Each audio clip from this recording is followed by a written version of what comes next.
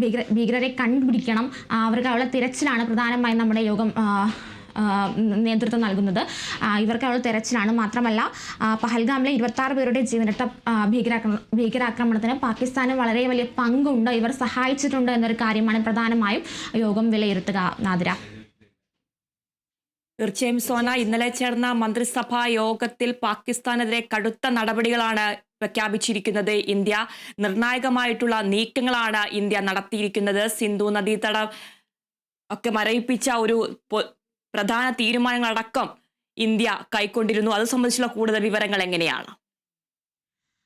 ആതിര, വളരെ കനത്ത തിരിച്ചടി തന്നെയാണ് പാകിസ്ഥാനിൽ ലഭിച്ചിരിക്കുന്നത്. കാരണം അതുപോലെ സിന്ധു നദീജല കരാർ മരവിപ്പിച്ചത് അത് ഏറ്റവും വലിയൊരു തിരിച്ചടി തന്നെയാണ് പാകിസ്ഥാന്. കാരണം ഇന്ത്യയും പാകിസ്ഥാനും തമ്മിലുള്ള യുദ്ധം നടന്ന സമയത്ത് പോലും ഇങ്ങനെ ഒരു തീരുമാനം ഇന്ത്യ കൈക്കൊണ്ടിരുന്നില്ല. അതിൽ കാരണവും വളരെ വലുതാണ്. കാരണം ഈ ഒരു സിന്ധു നദീജല കരാർ മരവിപ്പിച്ചത് മൂലം പാകിസ്ഥാൻ അടക്കം കുടിവെള്ളക്ഷാമം അതുപോലെ അവർക്ക് ഉണ്ടാവും, അതുപോലെ ഭക്ഷ്യക്ഷാമം, ഇതുപോലുള്ള വലിയ വലിയ കാര്യങ്ങളാണ് പാകിസ്ഥാൻ ഇനി കനത്ത തിരിച്ചടി ആയിട്ട് തന്നെ നേരിടാൻ പോകുന്നത്. അതിലൊന്നാണ് സിന്ധു നദീജല കരാർ. രണ്ടാമത് പഞ്ചാബിലെ വാഗ അട്ടാരി അതിർത്തി എന്നാലും ഇന്ത്യൻ സൈന്യം അടച്ചിട്ടുണ്ട്. അത് മാത്രമല്ല ഇതേ അതിർത്തി വഴി ഇന്ത്യയിലേക്ക് പാക് പൗരന്മാർ മെയ് 1 തന്നെ ഇന്ത്യ വിട്ട് തിരിച്ച് പാകിസ്ഥാനിലേക്ക് എത്തണമെന്നുള്ള വളരെ കടുത്ത നടപടിയാണ് ഇന്ത്യ സ്വീകരിച്ചിരിക്കുന്നത്. മാത്രമല്ല പാകിസ്ഥാൻ പൗരന്മാർക്ക് ഇനി വിസ നൽകില്ല എന്നൊരു കടുത്ത നടപടി തന്നെ ഇന്ത്യ സ്വീകരിച്ചിട്ടുണ്ട്. പാകിസ്ഥാൻ ഹൈക്കമ്മീഷനിലെ പ്രതിരോധ ഉദ്യോഗസ്ഥരെ പുറത്താക്കിയിട്ടുണ്ട്. അതിലും ഉത്തരവും വരാനിരിക്കുകയാണ്. പാകിസ്ഥാനിലെ ഇന്ത്യൻ ഹൈക്കമ്മീഷനിലെ ഉദ്യോഗസ്ഥരുടെ എണ്ണം 30 വെട്ടിച്ചുരുക്കി തുടങ്ങിയ കടുത്ത നടപടി തന്നെയാണ് ഇന്ത്യ ഇന്നലെ കൈക്കൊണ്ടത്. എന്തായാലും പാകിസ്ഥാന് വളരെ വലിയ തിരിച്ചടിയാണ് ഇന്ത്യയുടെ ഈ നയതന്ത്ര നടപടിയിൽ നിന്നും ഉണ്ടായിട്ടുള്ളത്. കാരണം അതിൽ ഏറ്റവും എടുത്തു പറയുന്നത് പാകിസ്ഥാന് വളരെയധികം ഇപ്പോൾ ഇത്രയും കടുത്ത നടപടി സ്വീകരിച്ചിട്ടുണ്ടെങ്കിലും പാകിസ്ഥാനിൽ ഏറ്റവും വളരെ കടുത്ത നടപടിയായിട്ടുള്ളത് ഈ സിന്ധു നദീജല കരാറാണ്. കാരണം പാകിസ്ഥാനിൽ ഏറ്റവും അധികം ബാധിക്കുന്ന ഒന്നാണ്. കാരണം ഭക്ഷ്യക്ഷാമം പോലും അതുപോലെ കുടിവെള്ളക്ഷാമം ഇത് മരവിപ്പിക്കുന്നതോടെ പാകിസ്ഥാനിൽ കടുത്ത വരൾച്ചയ്ക്ക് കാരണമാകും. ഇതവരെ പ്രതികൂലമായി തന്നെ അവരെ ബാധിക്കും. അവരുടെ ആരോഗ്യ മേഖലയിലായിക്കോട്ടെ അതുപോലെ മറ്റു മേഖലകളും പാകിസ്ഥാൻ വളരെ വലിയ കടുത്ത നടപടിയാണ് സ്വീകരിക്കുക. അതുപോലെ വാഗ അട്ടാരി എന്നൊരു അതിർത്തി അടച്ചിട്ടുണ്ട് ഇപ്പോൾ ഇന്ത്യ. അതുപോലെ മെയ് 1 തന്നെ പാകിസ്ഥാൻ പൗരന്മാർ തിരിച്ച് ഇന്ത്യ വിടണമെന്നുള്ളൊരു വളരെ ശക്തമായ ഒരു തീരുമാനം തന്നെ ഇന്ത്യ കൈക്കൊണ്ടിരിക്കുന്നുണ്ട്.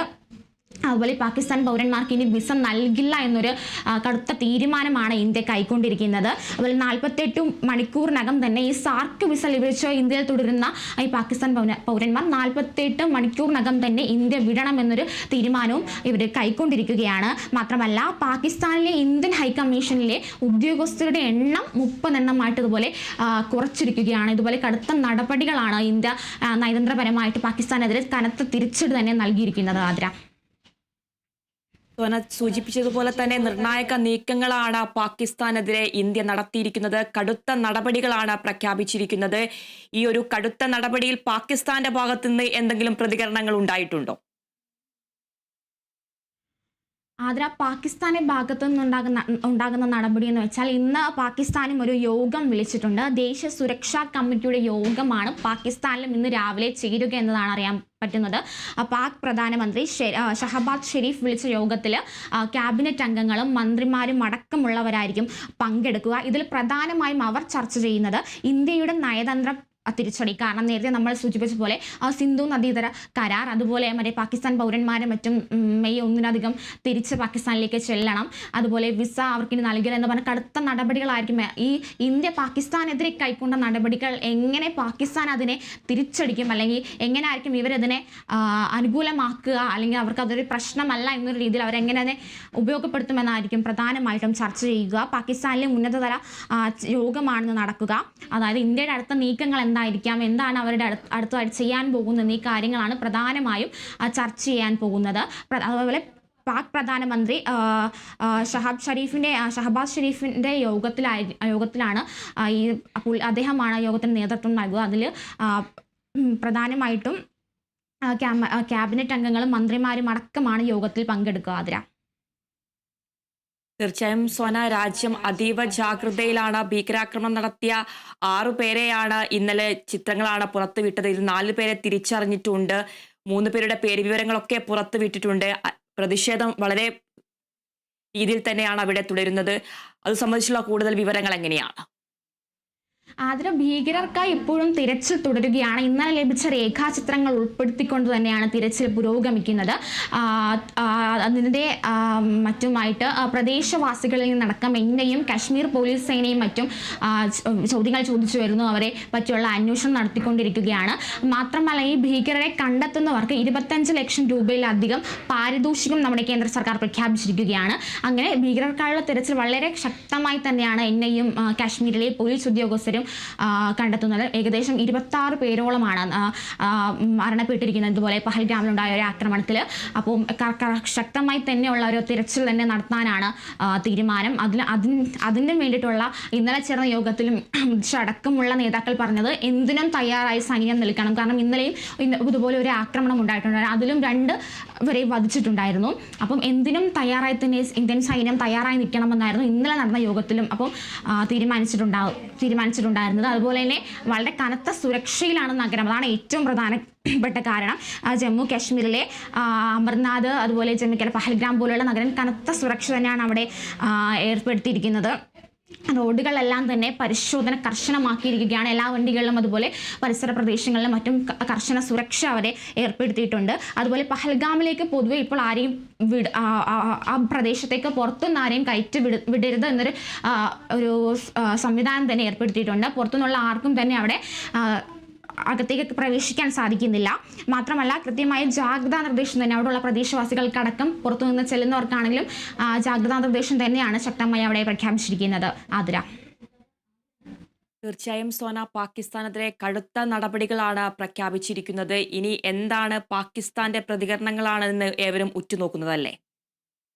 തീർച്ചയായും ഇന്ന് നടക്കുന്ന പാകിസ്ഥാന്റെ യോഗത്തിലാണ്, ഇന്ന് രാവിലെ ആയിരിക്കും യോഗം നടക്കുക എന്നാണ് അറിയാൻ സാധിച്ചത്. ഇന്ന് നടക്കുന്ന യോഗത്തിലാണ് ഈ ഇന്ത്യക്കെതിരെ എന്ത് നടപടിയായിരിക്കാം ഇനി പാകിസ്ഥാൻ കൈക്കൊള്ളുക, അഥവാ ഈ ഭീകരാക്രമണത്തിൽ പാകിസ്ഥാൻ സഹായിച്ചിട്ടുണ്ട് എന്നാണ് ഇന്ത്യ കണ്ടെത്തിയിരിക്കുന്നത്. എന്നാൽ ഇതിൽ എന്താണ് കാര്യം? കാരണം എങ്ങനെയായിരിക്കും ഈ ഒരു വസ്തുതയോട് പാകിസ്ഥാൻ പ്രതികരിക്കുകയോ എങ്ങനെയാണ് തിരിച്ചടിക്കുകയോ എന്നീ പോലുള്ള കാര്യങ്ങളൊക്കെ ഇന്ന് നടക്കുന്ന യോഗത്തിലായിരിക്കും പാകിസ്ഥാൻ കൈക്കൊള്ളുക. ഇനി അവരുടെ തീരുമാനങ്ങൾ എന്തൊക്കെയാണ്, ഇനി ഇന്ത്യക്കെതിരെ ഉണ്ടാകുന്ന പുതിയ വല്ല തീരുമാനങ്ങളും എടുക്കുന്നുണ്ടോ എന്നിവ പോലുള്ള കാര്യങ്ങളൊക്കെ ഇന്ന് പാകിസ്ഥാന്റെ യോഗത്തിൽ നിന്നാണ് നമുക്ക് അറിയാൻ സാധിക്കുക. എന്തായാലും ഉടൻ തന്നെ യോഗം ചേരും, രാവിലെ തന്നെ യോഗം ചേരുമെന്നാണ് അറിയുന്നത്.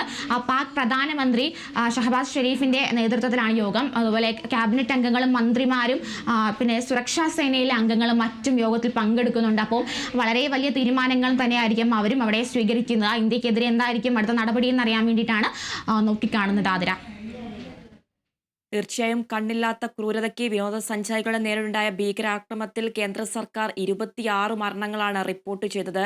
കനത്ത ജാഗ്രത തുടരാൻ സേനയ്ക്കടക്കം നിർദ്ദേശം നൽകിയിട്ടുണ്ട് ഇന്ത്യ. തീർച്ചയായും കനത്ത സുരക്ഷ തന്നെയാണ്. കാരണം സൈന്യത്തിനോടും തന്നെ ഇന്നലെ നടന്ന യോഗത്തിൽ പറഞ്ഞിട്ടുണ്ടാകുക. കാരണം എന്ത് തന്നെ സംഭവിച്ചാലും എന്തിനും ഒരുങ്ങി നിൽക്കുക, അത് മാത്രമാണ് ഇന്ത്യയിൽ നിന്നും സൈന്യത്തിനും എണ്ണയ്ക്കും മറ്റുമുള്ള ലഭിച്ചൊരു കാര്യം. എന്ത് നേരിടേണ്ടി വന്നാലും തയ്യാറായി നിൽക്കുക, എപ്പോഴും എന്തും സംഭവിക്കും, അതുകൊണ്ട് തയ്യാറായി നിൽക്കുക എന്ന് മാത്രമാണ്. ഇനിയും ഇങ്ങനൊരു ആക്രമണം ഉണ്ടാവരുത്, ഒരു നിരപരാധിയുടെ ജീവൻ പോലും നഷ്ടപ്പെടരുത് എന്നൊരൊറ്റ കാര്യമാണ് അതിൻ്റെ പിന്നിലുള്ളത്. അതുപോലെ തന്നെ കർശന നടപടിയാണ് ഇതിനെതിരെ എന്തായാലും ഇന്ത്യ സ്വീകരിച്ചിരിക്കുക. ഭീകരർക്കായുള്ള തിരച്ചിലിന്റെ ഭാഗമായിട്ട് തന്നെ അവരെ കണ്ടെത്തുന്നവർക്ക് 25 ലക്ഷം രൂപയിലധികം പാരിതോഷികം നൽകാമെന്ന് കേന്ദ്ര സർക്കാർ അറിയിച്ചിട്ടുണ്ട്. ഇതിന്റെ ഭാഗമായിട്ട് തന്നെയാണ് കനത്ത സുരക്ഷയിലാണ് ജമ്മു കാശ്മീരിലെ എല്ലാ മേഖലകളും, പ്രധാനമായും അമർനാഥ്, പഹൽഗ്രാം പോലെയുള്ള മേഖലകളിലും മറ്റും കനത്ത സുരക്ഷാ നടപടികളിലൂടെയാണ് കടന്നുപോയിക്കൊണ്ടിരിക്കുന്നത്. എന്തായാലും ഉടൻ തന്നെ ഭീകരരെ കണ്ടെത്താൻ സാധിക്കുമെന്ന് തന്നെയാണ് നമുക്ക് അറിയാൻ സാധിക്കുന്നത്. അതിൽ ശരി സോന, പഹൽഗാം ഭീകരാക്രമണത്തിൽ പാകിസ്ഥാനെതിരെ കടുത്ത നടപടികൾ പ്രഖ്യാപിച്ച് ഇന്ത്യ. ആക്രമണത്തിന് പാകിസ്ഥാനിൽ നിന്ന് സഹായം ലഭിച്ചു എന്ന് ഇന്നലെ ചേർന്ന മന്ത്രിസഭാ യോഗത്തിൽ കണ്ടെത്തിയിരുന്നു. പിന്നാലെയാണ് കടുത്ത നടപടിയിലേക്ക് ഇന്ത്യ കടന്നത്. പാകിസ്ഥാനെതിരെ കടുത്ത നടപടിയാണ്, നിർണായക നീക്കമാണ് ഇന്ത്യ നടത്തിയിരിക്കുന്നത്. സിന്ധു നദീജല കരാർ മരവിപ്പിച്ചു, അട്ടാരി ചെക്ക് പോസ്റ്റ് അടച്ചു, വാഗ അതിർത്തിയും അടച്ചു, പാകിസ്ഥാൻ പൗരന്മാർക്ക് വിസ നൽകില്ല, 48 മണിക്കൂറിനകം ഇന്ത്യ വിടണം. പാക് നയതന്ത്ര ഉദ്യോഗസ്ഥർ ഒരാഴ്ചയ്ക്കകം ഇന്ത്യ വിടണം. ഇസ്ലാമാബാദിലെ ഇന്ത്യൻ ഹൈക്കമ്മീഷൻ ഉദ്യോഗസ്ഥരെ തിരിച്ചു വിളിച്ചു തുടങ്ങിയ സുപ്രധാന തീരുമാനങ്ങളാണ്, കടുത്ത നടപടിയാണ് ഇന്ത്യ സ്വീകരിച്ചിട്ടുള്ളത്.